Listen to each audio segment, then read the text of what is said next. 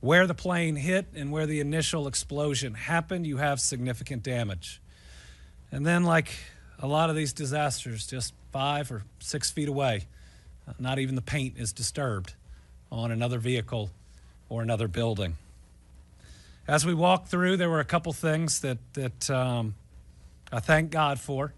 The restaurant, fully intact, could have had a lot of people, could have caused additional losses of life. Those owners have opened up their restrooms that the first responders are able to use, and for that, we're grateful, and I look forward to thanking them in person. The other thing we see are first responders from all over the area working seamlessly. Until you see their actual shirt up close, you couldn't tell one was from one department and another was from a different one. Thankfully, there's been a shift change, and most of the individuals that were out all night heroically fighting a massive fire that is under control with only a few hot spots left. Thankfully, most folks that were out late last night are sleeping if they can sleep, with a whole new group that is out. Why? Because these departments are sending everybody. They are all working together. It's an incredible credit to cooperation. In tough news of the day, our fatality count is now up to 11. I expect it to reach 12 possibly by the end of the day. And there are a handful of other people that we're still searching for that we hope weren't on site and that we hear were somewhere else. The other piece of news is we are moving from a rescue to a recovery mode. We do not expect to find anyone else alive in the area. Because of that, we now move and put the safety of the first responders at the top of the list. And so we're going to have limited operations at night, because if you walk through this debris field, it's very easy for somebody to get hurt. And we want to make sure that everyone on site is safe. After disasters, we have lost people. And I don't want that to happen here. Not from a heart attack through overexertion, not through somebody tripping and hurting themselves at night. So these individuals have sacrificed for us. They've shown such incredible bravery, and we're going to make sure that we put their safety first. FBI is joining us today with our special agent in charge. They're going to be working with the NTSB on cataloging the debris and with debris removal. What that means is they'll be working through all of those reports that are coming in through the city, who did a great job in setting that website up very, very quickly. That's actually one of the newest innovations that I've seen in response to something like this. So, Mayor, thank you for doing that. But the FBI is going to provide their agents to go to those scenes. So if you've reported debris removal and the FBI knocks on your door, that's the reason. I think that's just important for people to know. They are cooperating and helping in this investigation, and we are grateful for them, grateful for our special agent in charge. For the 11 that we know we've lost, we're really hurting for their families. We believe that we'll learn that there was one child in those 11, and a young child at that, which makes it all the harder. So please remember that the images of yesterday may fade in people's minds over time, but the trauma that these families that have lost somebody yesterday are going through is going to last for years. And so Louisville and Kentucky are loving communities. We take care of our people. We just got to make sure that we are as strong as we push through this one as we've been through every other one, and we do not forget those that have been impacted. With that, I'm going to turn it over to the mayor, and then we'll hear from the congressman. Thank you, Governor Beshear. Thank you for your leadership since the initial moments of this horrible tragedy, and for the cooperation and partnership between the state and local federal authorities. This is another example, as the governor just said, about how everyone is working so closely together. What we just saw at the crash site is devastating beyond words. The impact and intensity of the wreckage, of the charred wreckage, is unlike anything I've ever seen before, and certainly nothing that I ever want to see again. The vast size of the debris field where the plane crashed in flames is completely heartbreaking. And our thoughts and prayers are going to be with the victims' families for as long as it takes for them to begin the recovery process, which certainly is going to take a while. We know that they're struggling with profound loss right now with lots of questions. And we are incredibly thankful for the first responders that were on the scene within minutes, and that, as you just heard, are still on the scene, working incredibly hard to identify victims, to provide information, to help begin the recovery process. So thanks to everybody. It's another reminder of how fragile life is and how each of us should give an extra hug to people that we care about today, tonight, and every day and every night. We learned also earlier today that a good friend of Governor Beshear, Congressman Garvey, and mine is the owner of one of the businesses that has been devastated by this crash. I spoke to Sean just a little bit ago. Believes he's lost some employees, some customers that were at his location.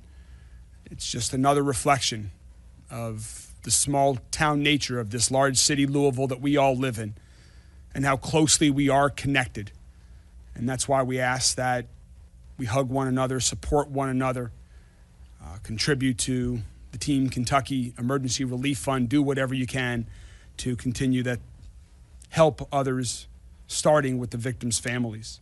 That relief fund is Team KY Emergency Relief Fund.ky.gov.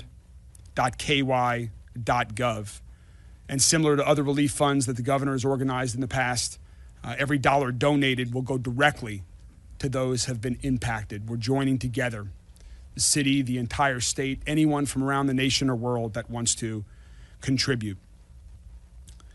So the investigation, as mentioned, is underway.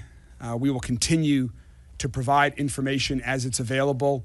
We believe now that we're in the recovery phase, these updates will become a little less frequent.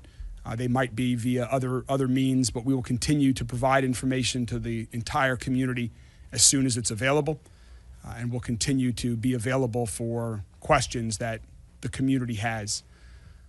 Again, our Family Assistance Center will continue to be there as long as it's necessary to help the families. And we're so incredibly thankful for the outpouring of support that we've continued to see throughout this day, just as we always do anytime there's a tragedy. Now I'm going to turn it over to Congressman McGarvey. Thank you, Mayor, and thank you, Governor. Thank you, Governor, always for your steadfast leadership in any moment, for always bringing everyone in our Commonwealth together. We are grateful you are here and for marshaling all of the state's resources. Our Mayor, also, your leadership is incredible in this issue. Being on the ground nonstop, the three of us in communication, making sure federal, state, local resources are here. You all have both been incredible leaders in this moment, and I think it shows who we are. Go home and hug your kids. Go home and hug your loved ones tonight. Go hug your neighbors. This hurts. Yesterday, it was a Tuesday at 5:15 in the afternoon. And it is going to change people's lives in this community forever. The skies over Louisville looked apocalyptic last night. People scared all over our community. Debris falling, ash falling, people sheltering in place. My family, one of those families. But what the three of us just went and witnessed at the site, it's like a scene out of a Terminator movie. It is burned and mangled wreckage beyond anything I've ever seen. The smells, the sights. These are things that are not going to escape us when we close our eyes tonight. Go hug your loved ones. Check on your neighbors. People are hurting right now. But it's in these moments of pain when I do, like the governor said, see signs of hope. The people at Stooges who were there last night checking on their restaurant, which somehow went unharmed, opening up the bathrooms for people today. The outpouring of food. This is when you know you're in the South. I think our first responders have enough food right now that they're going to be well fed for a long time. The emergency personnel, the first responders, the Oklahoma Fire Department, who ran head first into a blaze, the destruction of which we saw today. I can't imagine what it was like, but it was described as hotter than hell and raining down oil. They ran head first to protect, to do everything they could to save what they could. That's the spirit we're going at this with. That's why you see the federal, the state, the local level working together. I know that I've been on the phone with NTSB nonstop. The mayor and I were there to greet them as they got off the plane today. They are here. They have a dedicated team. The full resources of the federal government are being brought to bear on this. And we are working with everyone, the entire delegation, especially our senators, Mitch McConnell and Rand Paul, Congressman Brett Guthrie. I've spoken recently with Congressman Andy Beshear, asking what he can do as well. The state, the local groups are assisting the NTSB. They're in control of the investigation now.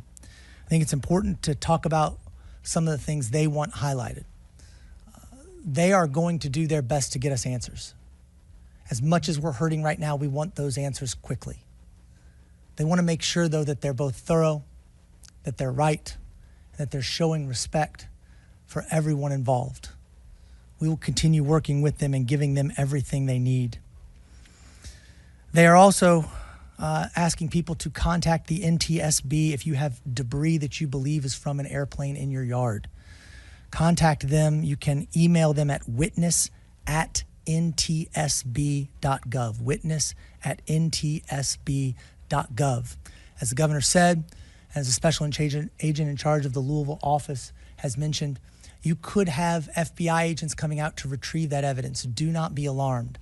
Just like our local and state agencies are working together, our federal agencies are working together. The FBI is working with the NTSB because just as the NTSB is they're experts in reconstructing these types of accidents, the FBI, they are experts in collecting evidence. That's what they are doing.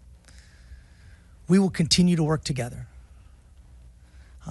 because there's so much work being done. And I want to call out some of the unseen work being done as well today. The site where this happened is unbelievable. But all around this place, people are working. Yes, it's our first responders. It's the people who are at the airport today. It's the pilots. It's the people at UPS. It's the people who are having to go back to work today and somehow carry on as if it's normal. Aviation is a small community. As we all know, Louisville is a small community.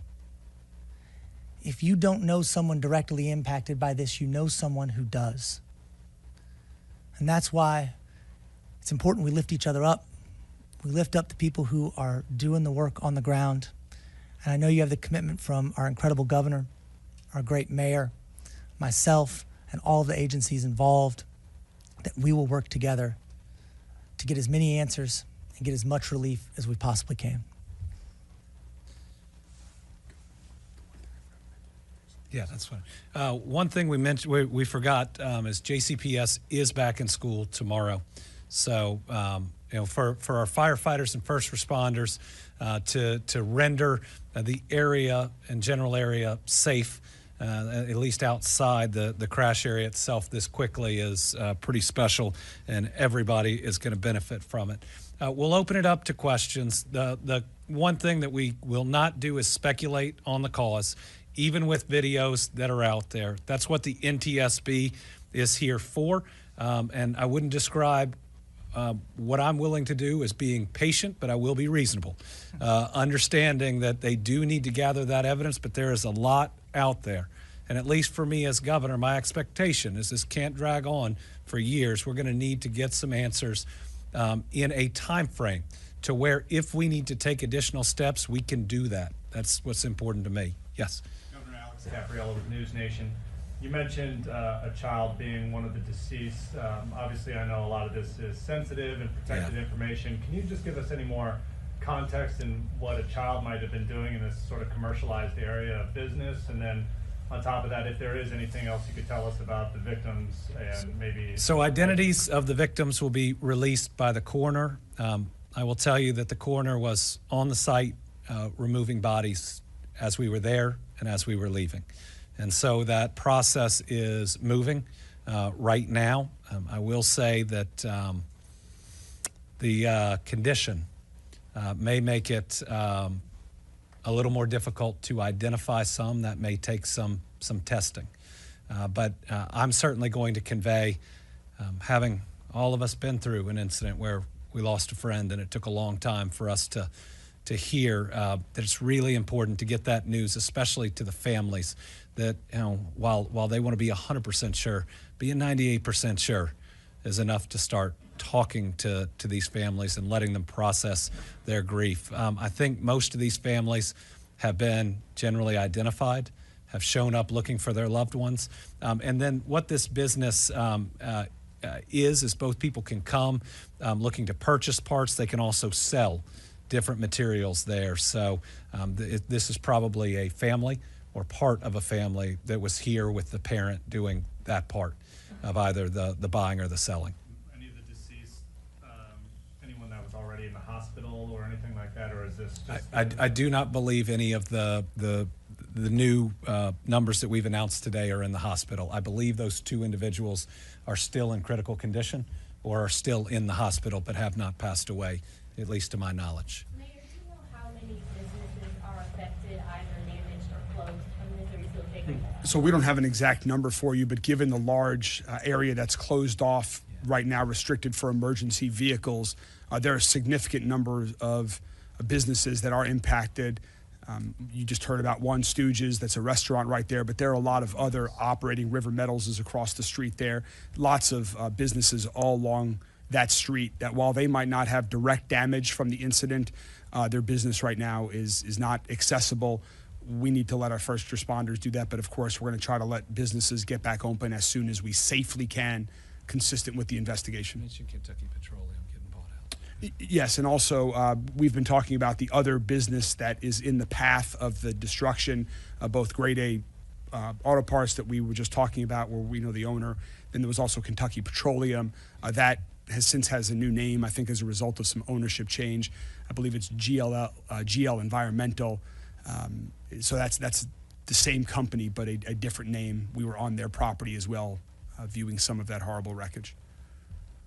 What else can you share about the person who you do know who owns the business, Grade A Auto Parts, you were just alluding to, and the connection that you guys have to him?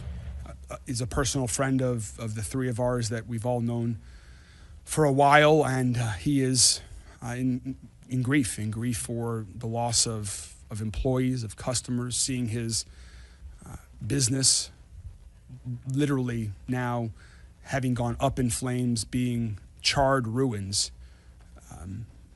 We'll be there for him as friends, and we'll be there for all of the businesses that are impacted and their ownership group and their employees, just as we are for the victims of the family. Again, tragedies like this impact so many people in so many different ways. That's why we continue to encourage people to call 988 to seek other help that we've provided the phone numbers for if people want to talk to somebody. This has an impact far beyond the victims who were killed by this fatal tragedy. Let me add, if I can. You know, the mayor advised me as I arrived today whose business it was. I've been there. I've taken a tour of it, seeing how the operation works. He works there with his sons. They take their dogs to work. Got a lot of great employees there. He knows everyone that's on that lot, and I just can't imagine how this feels for them today. And Governor, moving into the recovery mode instead of the rescue mode, how is that impacting the emergency personnel? Are numbers going to be going down? Yes. The numbers on the site are already down significantly from fighting a giant blaze. We were able to do a shift change, so most people are now getting some sleep. When we've got a couple of the fire trucks that are still on site, because you got a couple of hot spots and they're right there ready for them watching. You'll now have more personnel from NTSB and others that are on. You'll still have people until we get through the entire grid multiple times doing the search for any other bodies, because that's all we're going to find at this point, unfortunately. And so you'll see them reduce from that point as well. You're going to see at least a few emergency personnel and ambulances stay to make sure if anybody's hurt on the site that they get that help immediately. But I've got to say, to be able to put out a blaze like that and to be able to stabilize a site this size from a giant airplane filled with aviation fuel this quickly, get kids in school the next day is pretty special. And I'm amazed by not only the training of all of these different groups, but their ability to work so seamlessly together. It's a lesson that we all ought to take and try to put into practice. Governor, earlier in Kentucky, you talked about the 16 families that were still looking for loved ones and how that number might change. Do you have an update for that? I don't. I'm hoping some of them have found their loved one. Again, I think the number 11 is going to increase. I hope it doesn't increase significantly. Anybody else? All right. Thank you all very much. And I have not, but we're speaking to all the different agencies that are involved. We're getting everything we need from the federal government. So, no criticism. As long as we get the help we need, that's all that matters. No D, no R, just all of us showing up, doing the best we can for our people. Thank you all. Thank you all very much.